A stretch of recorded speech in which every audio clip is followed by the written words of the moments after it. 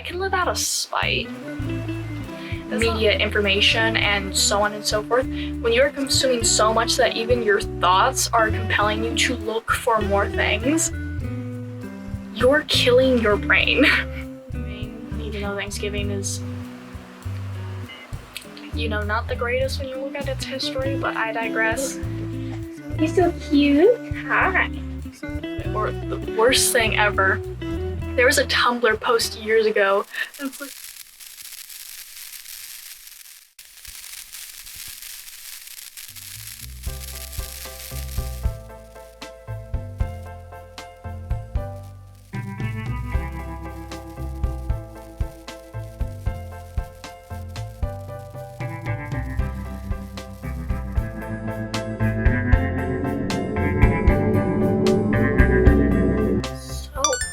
it's been a good minute since I've done anything with this channel.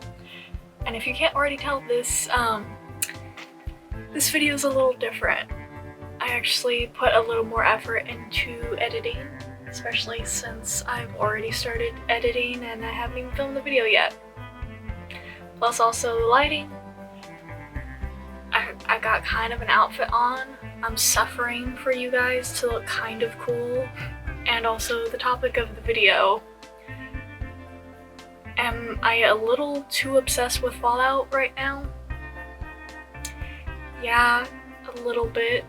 Did I really think about ways to use Fallout's special, framework for self-care? Yeah, I did do that.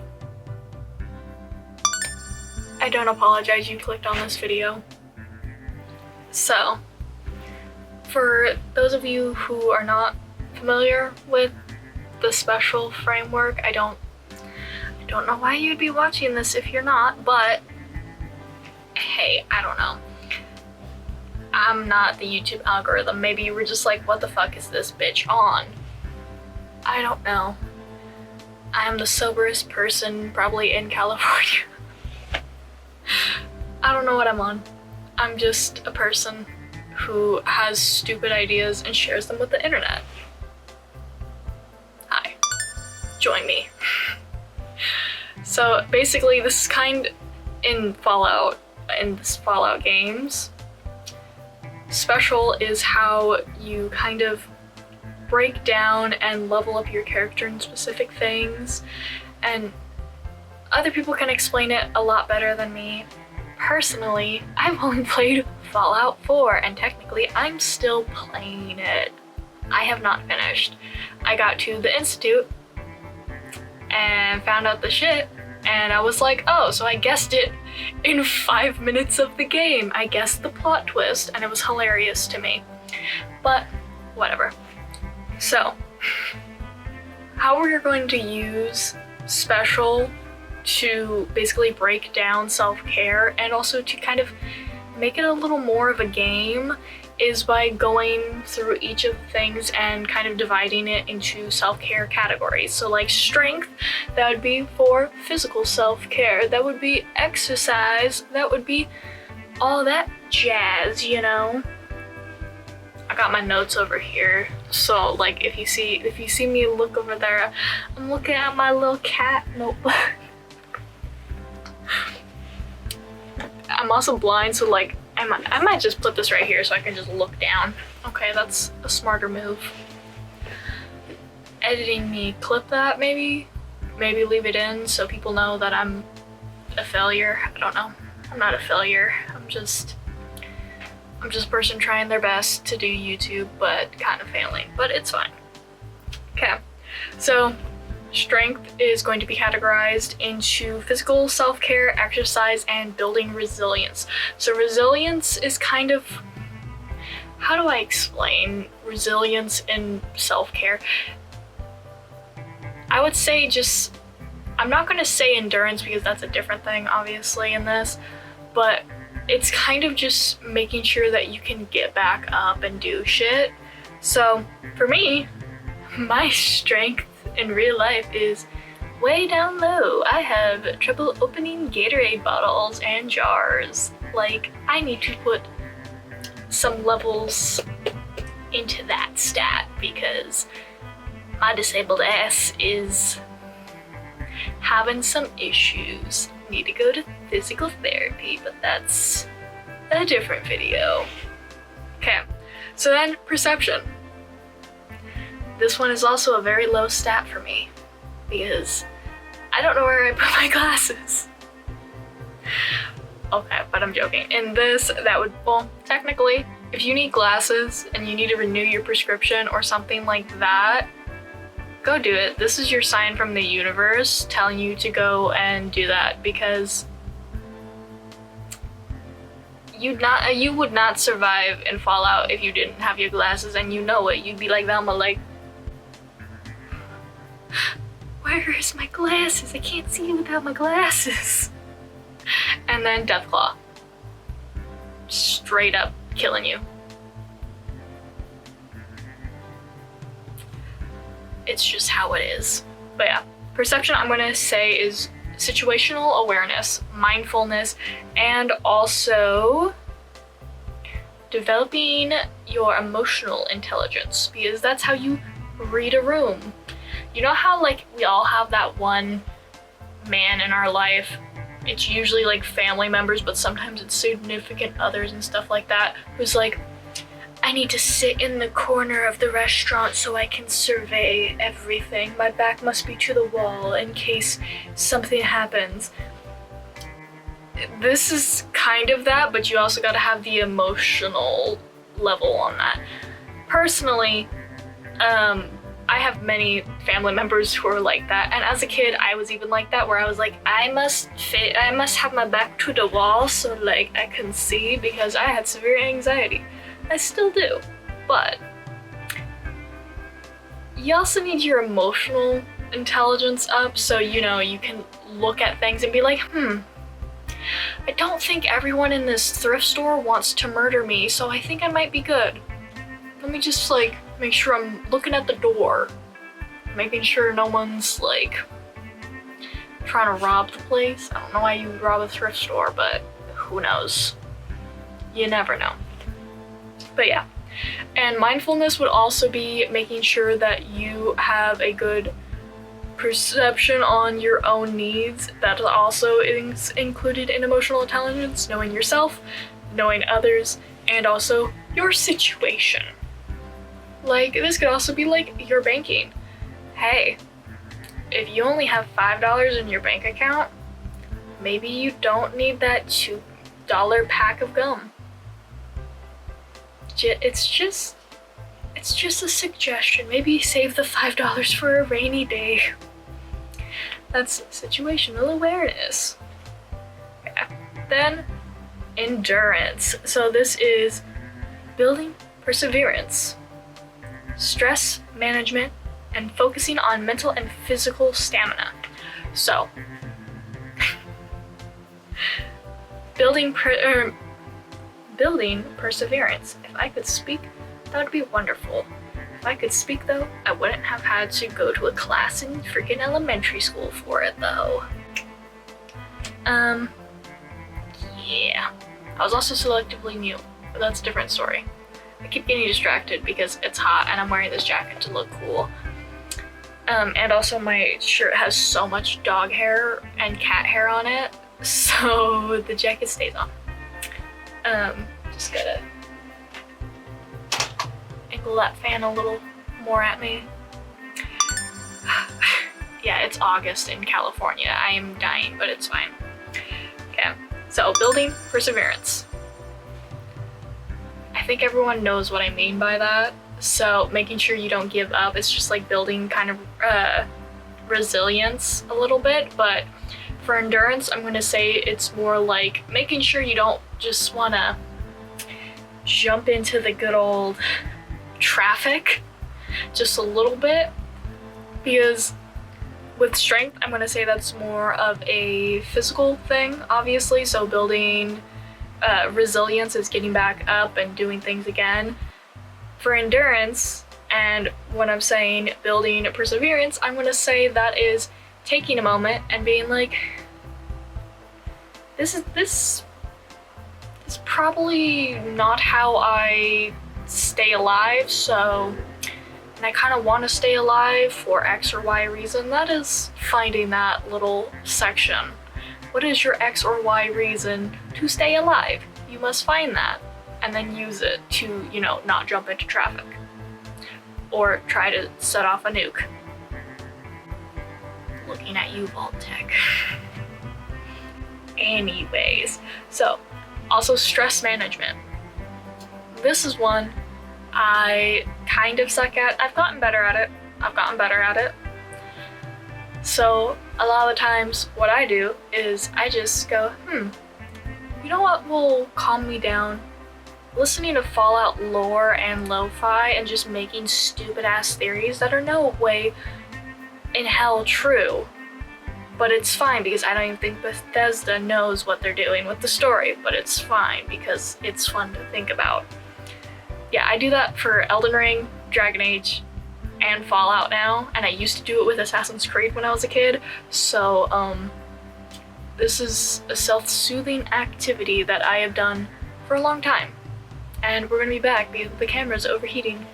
So we've got stress management a little explained, but also in the endurance, it's focusing on mental and physical stamina. So that would be one, working out. So it kind of goes into the strength one as well.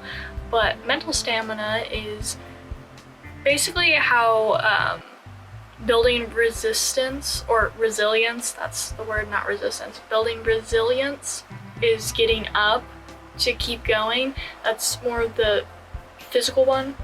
This is more of the mental one, where instead of just getting up and just kind of going through like a mindless zombie and not actually like fully doing things, you have to build up the mental stamina to actually, want to continue. And that's a whole huge thing. Okay. Now, charisma. If you haven't I could speak. That's hilarious for charisma that I fucked up again. Yeah, if you haven't been able to tell from this video, or if you've seen other videos on my channel, my charisma is not very good, but I am working on it. That is one of the reasons why I have my channel, so I can learn how to speak and also be seen as a person and not just an entity that lurks in your swamps. Yeah, I'm working on it. So charisma specifically is social self-care, improving relationships, and also effective communication. So these are things you want to work on for those specific areas. So social self-care. I'm going to relate this to social media because I think a lot of us need to deal with that shit. So unfollow people who just have rank vibes, stop hate following. Just block people, block corporations you don't like. I have blocked so many corporations, and then the social medias will literally unblock them to show me ads, and then I'll go, block again. Anytime I see ads for specific corporations, I'm just like, nope, gets off the app. So that's how I've done a little bit of social media self-care. But for also social is I don't really talk to a lot of people who used to be a little toxic in my life, and by a little I mean kind of a lot. And then other relationships where I felt like I was just putting in more effort, I've just been like, if they're not going to put in effort to me, I'm just not going to do it. So that's kind of the social self-care. You got to figure out what works for you and how to build up, how to socially take care of yourself, because a lot of the times we're like, oh, I'm gonna do this and this and this for this friend, or I want to do this and this and this for my best friend, but then you realize, oh hey, they're my best friend, they're my friend, but I am just their acquaintance, and that's sad.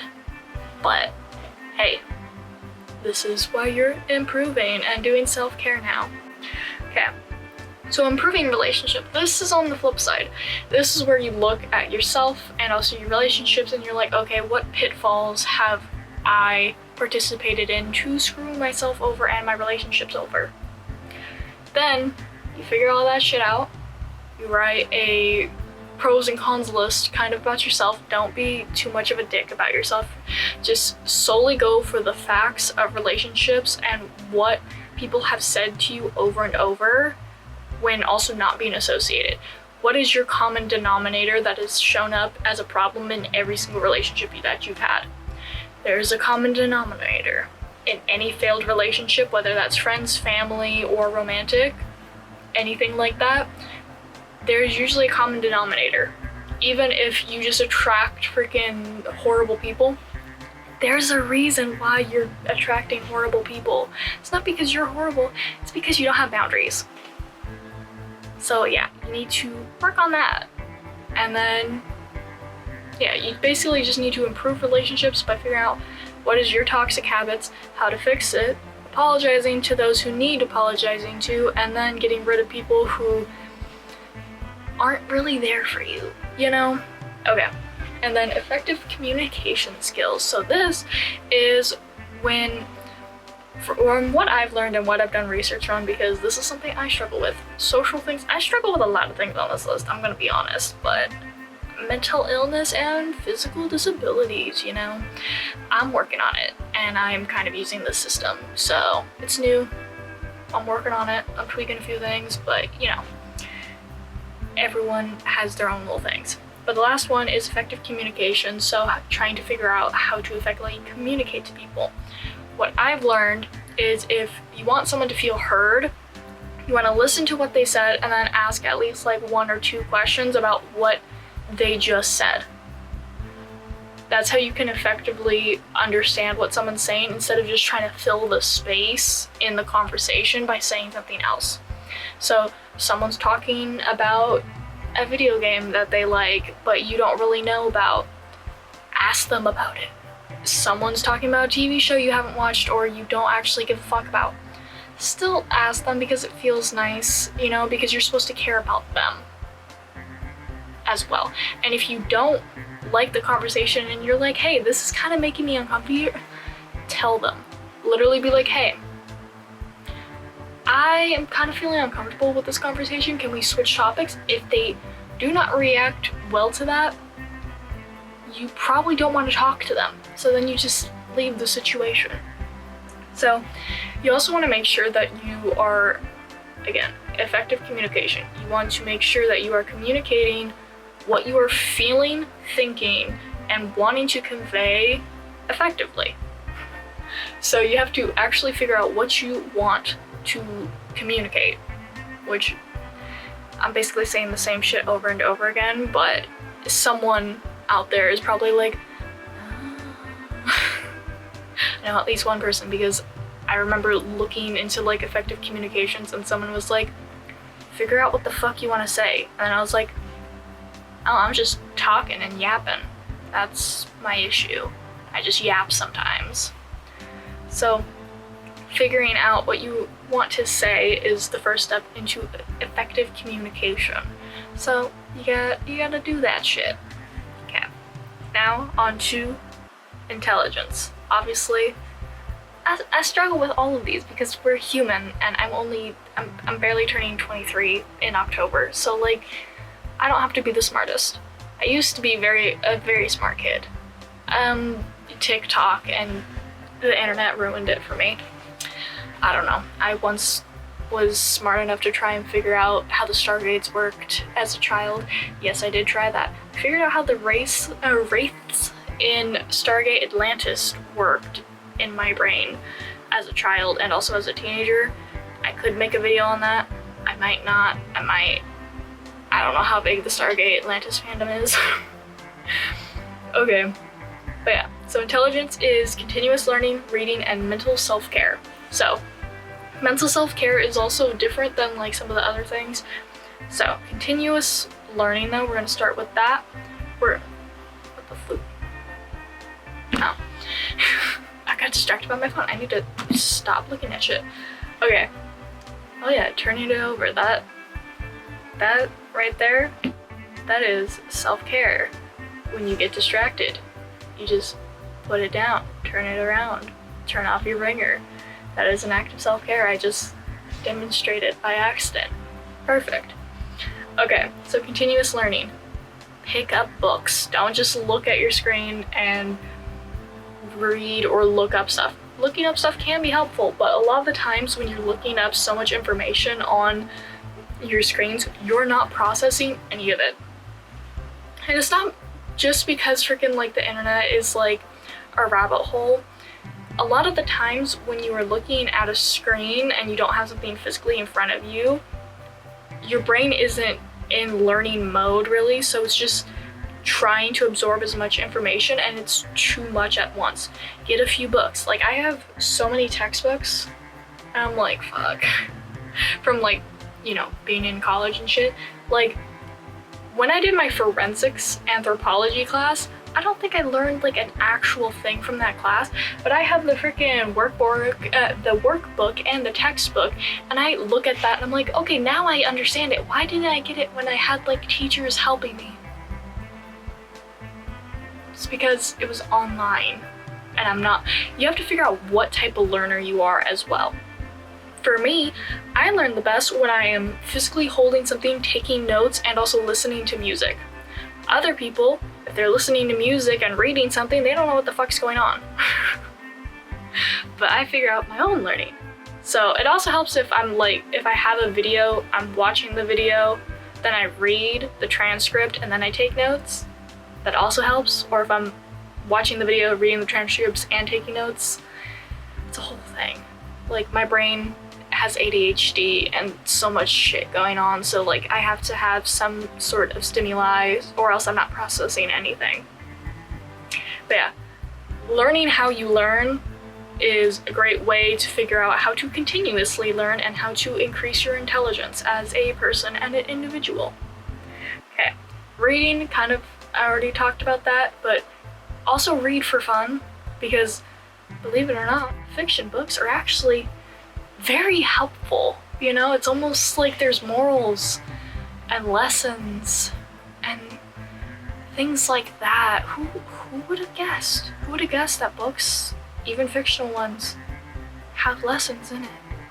Because I'm gonna be honest, I'm scared for my generation and also Gen Alpha, because I look at some people and they'll literally take text at like face value when it's very clearly saying something else, and then someone will point out the deeper meaning behind it and be like, oh, you're looking too much into it. Or the worst thing ever, there was a Tumblr post years ago, and it's like, I hate that like my English teacher is always like, well, why are the curtains crimson? What does that symbolize? Sometimes the curtains are just crimson. Yeah, sometimes the curtains are just crimson, but if it's being pointed out, usually there is a reason. Like, I'm just saying. Usually there's a reason. Crimson, let's just say that for example. Crimson, if it's in like, let's say a medieval era, anything that's a very saturated color is very hard to come by, especially in medieval eras and stuff that didn't have a lot of resources. So most likely, you are in a rich or noble household, or so on and so forth. Or it can also be symbology. So like Dracula's castle will probably have crimson freaking curtains, okay? If you walked into Dracula's castle and there was sunshine yellow curtains, there'd be a disconnect. Even if the curtains are just red because they're red, there is still a meaning to it. And why? Because it's tone and analysis and stuff like that. So reading is something that I think my generation and also Gen Alpha and like some other generations as well, they just haven't kept up with it, or they don't want to, or they don't see the value in it. Reading even fiction or poetry or short stories, great. Even fan fiction can count. Because you are activating your brain's synapses. You are learning. Your brain is becoming more wrinkly. Is it dangerous for mind flayers nearby? Yes, but we're talking about Fallout, not D&D or Baldur's Gate, so you are safe. Oh, do ghouls eat brains? I think they like just are cannibals and eat like all of you, so like, I don't think they go after the smartest people. They just go after whoever's around. So you're fine in the Fallout universe. Be smart. Okay, mental self-care. This is one that a lot of us struggle with. When you're constantly on your phone or checking like social media or just constantly consuming media information and so on and so forth, when you're consuming so much that even your thoughts are compelling you to look for more things, you're killing your brain. So mental self-care, I think I already talked about it before the camera decided to overheat a bit, but I will redo it a little bit. So So if you got a scratch right now,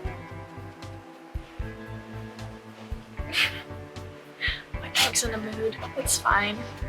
But mental self-care, basically just gotta make sure that you are looking at the things that you are consuming via social media, just media in general, fandom related things, like anything you can think of that you are putting into your brain. You gotta think about how it's going to affect you and if it's negative or not, because like everyone knows like brain rot is like something we use to talk about like, oh, being hyperfixated on something.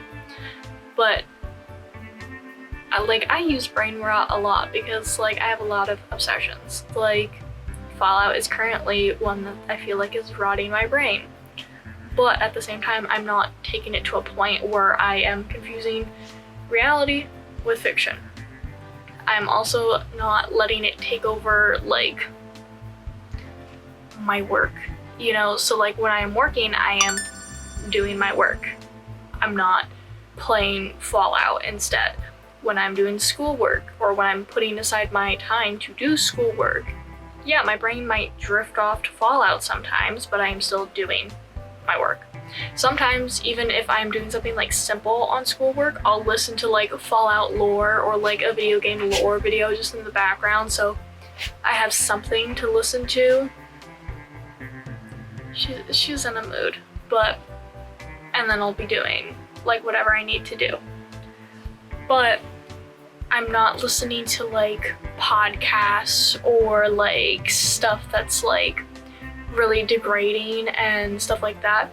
Anything that punches down at people, makes you feel like crap, or brings you into like a rabbit hole where you feel like you're just like, what the fuck was I even doing?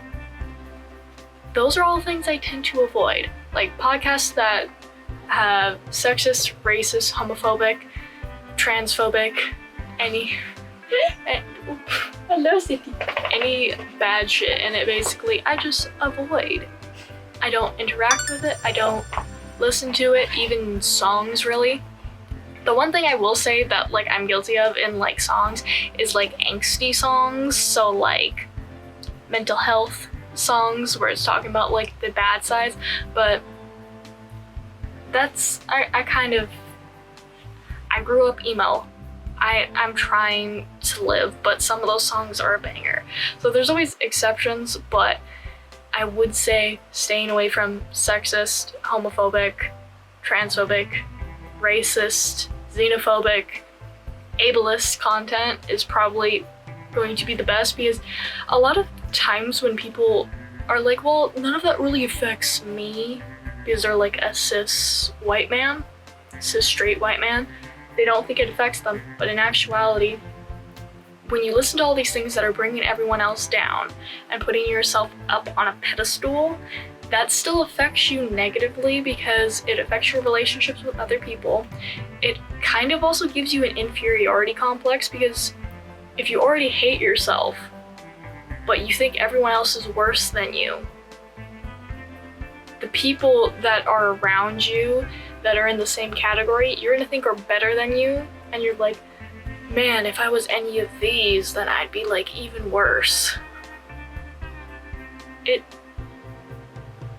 For your own benefit, just not caring about people who like come in all different shapes, colors, like it doesn't matter. If it doesn't affect you, it's not hurting anyone, why would you give it more thought? You know? But yeah, don't listen to anything that brings down anyone else. And most likely you will be better. So like listening to stuff that also like kind of gives you a little bit of a boost or a pep talk is good. Oftentimes I watch like creators like Heinz. Oh my god, that man, just his voice, soothing, and also just like all his videos are encouraging, they're relaxing, and also just like they help you learn things that like sometimes you know, but then someone needs to tell you it to fully absorb it. I recommend his channel. If I remember, I'll put it in the comments. But Heinz, he's a good person to listen to, even in just like the background. Love his videos. Great for mental self-care. Okay. So now agility. This is flexibility in problem solving, adaptability, and work-life balance. So I'm not really doing physical because we already did strength, and I feel like you can do like actual flexibility training and working out in that section. So in this I went more for like the metaphorical agility kind of thing.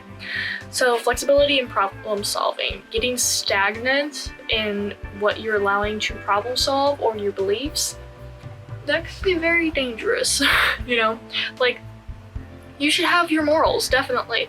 So like some people, they put family above everything else. Other people, they're like, hey, if I had to choose between freaking saving a group of people and one family member, I would choose the group of people over one family member. Other people would be like, physically I cannot do that because of X, Y, or Z, because of their own morals. Everyone has their own set of morals, and as long as